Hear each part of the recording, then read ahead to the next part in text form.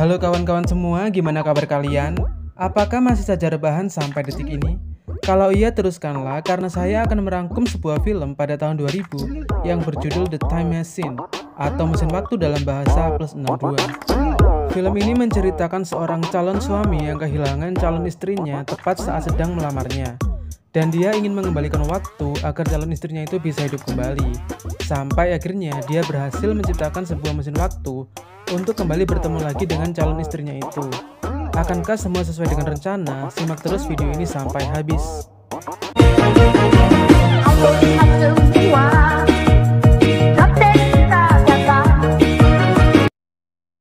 Jadi film ini menceritakan seorang guru yang bernama Alexander. Malam itu dia akan menjalani kencan dengan pacarnya yang bernama Emma, nggak pakai K, dan akan berencana untuk melamarnya. Tapi saat sedang memberi sebuah cincin, tiba-tiba dia dirampok oleh seorang perampok. Karena Emma mempertahankan cincinnya, dia tertembak oleh perampok dan meninggal saat itu juga. Alexander pun merasa stres akan hal itu. Selama 4 tahun, dia memikirkan cara agar bisa bertemu lagi dengan Emma. Dan karena dia seorang guru yang sangat cerdas seperti saya, dia pun berhasil menciptakan sebuah mesin waktu. Kini mesin waktunya pun sudah siap, dan dia akan kembali ke malam di mana dia akan melamar Emma. Agar kejadian perampokan tidak terjadi lagi, Alexander mengajak Emma ke tempat lain yang berbeda dari malam itu. Tapi saat Alexander pergi sebentar untuk membeli bunga, Emma ditabrak oleh kereta dan dia meninggal lagi. Di sini pun Alexander sadar meskipun dia bisa mengembalikan waktu, tetapi dia tidak bisa merubah takdir yang telah terjadi. Karena sadar akan hal itu, dia memutuskan untuk pergi ke masa depan. Siapa tahu di masa depan dia mendapatkan jawaban untuk bisa merubah takdir. Dan dia pun tiba di tahun 2030. Keadaan di sana lebih futuristik, dengan banyak pesawat dan komputer menyerupai manusia hologram yang bisa diajak ngobrol. Tetapi dia tidak bisa mendapatkan jawaban, dan pada tahun 2030 mesin waktu juga belum ada kecuali punya dia. Travel into the past. Lalu selanjutnya, dia pergi ke waktu yang lebih jauh, yaitu tahun 2037. Tetapi pada tahun itu lebih parah lagi, karena bulan yang merupakan satelit bumi akan meledak karena ulah manusia yang mencoba hidup di bulan.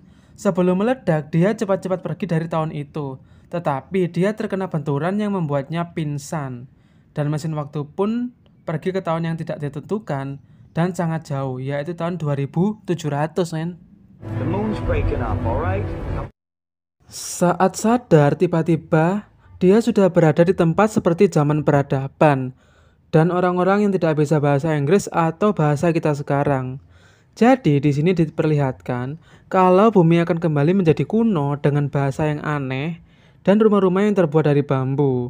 Itu pada tahun 2700. Tetapi ada satu perempuan yang bernama Mara dan bisa bahasa Inggris karena dia seorang guru. Selain Mara, ada juga adiknya yang bernama Kalen. Alexander pun akrab dengan mereka. Singkat cerita, saat Alexander dan Mara sedang mencari mesin waktunya, tiba-tiba desa mereka diserang oleh beberapa makhluk menyeramkan yang muncul dari dalam tanah. Dan makhluk itu pun membawa Mara pergi. Alexander pun ingin menyelamatkan Mara, tetapi para warga tidak ada yang mau karena takut. Lalu kalian menunjukkan Alexander ke sebuah tempat yang dia bilang hantu, yang ternyata itu adalah sebuah komputer yang menyerupai manusia hologram yang tadi ketemu di tahun 2030. Ternyata dia masih hidup, guys. Ini nggak tahu dia pakai listrik dari mana, atau dia portable ya, kok masih nyala setelah 670 tahun. Alexander pun meminta petunjuk kepada komputer itu, dan komputer itu menyarankan untuk mengikuti nafas mereka. Dan kemudian mereka pun menemukan markas para makhluk tersebut. Dia pun masuk sendiri ke tempat itu dengan mengendap-endap. Tapi kemudian dia terjatuh ke sebuah kali yang dimana kali itu banyak sekali tengkorak manusia yang rupanya telah dimakan oleh mereka. Lalu Alexander pun ditangkap dan dimasukkan ke dalam ruang yang dimana di situ ada Mara sedang dikurung. Ternyata di ruangan itu ada satu makhluk putih yang kebanyakan bedak. Dan ternyata dia adalah bos besar dari makhluk-makhluk tadi.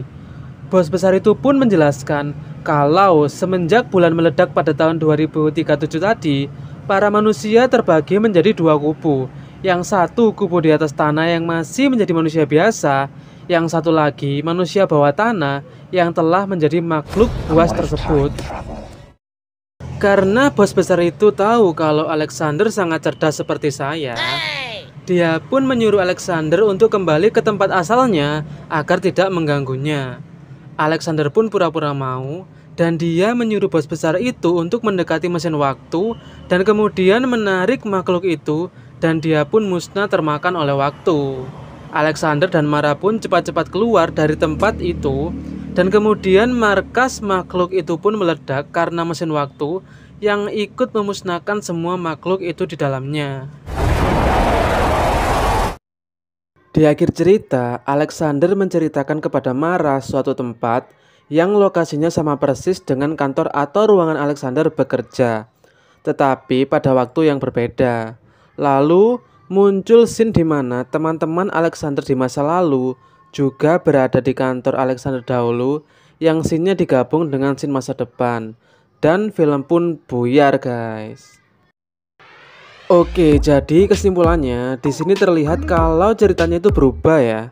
Yang di awal Alexander sedang mencari cara untuk kembali menghidupkan calon istrinya dengan pergi ke masa depan, tetapi tujuannya berubah saat sudah sampai di masa depan karena keadaan sangat berbeda sama sekali. Alexander jadi menyelamatkan Mara dan memilih hidup di sana. Tapi di sini ada ilmu yang sangat penting yang bisa kalian ambil para bujang-bujang lapuk.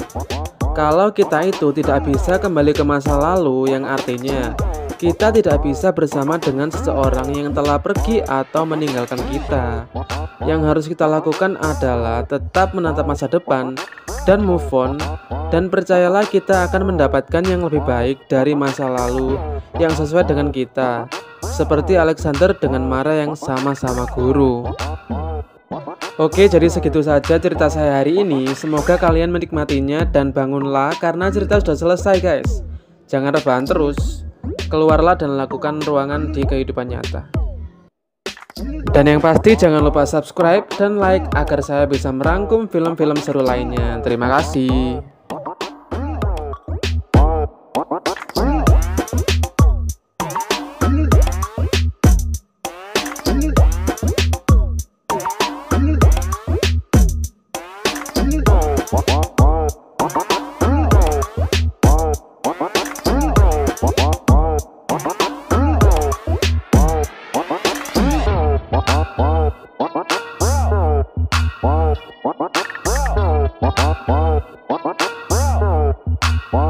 What?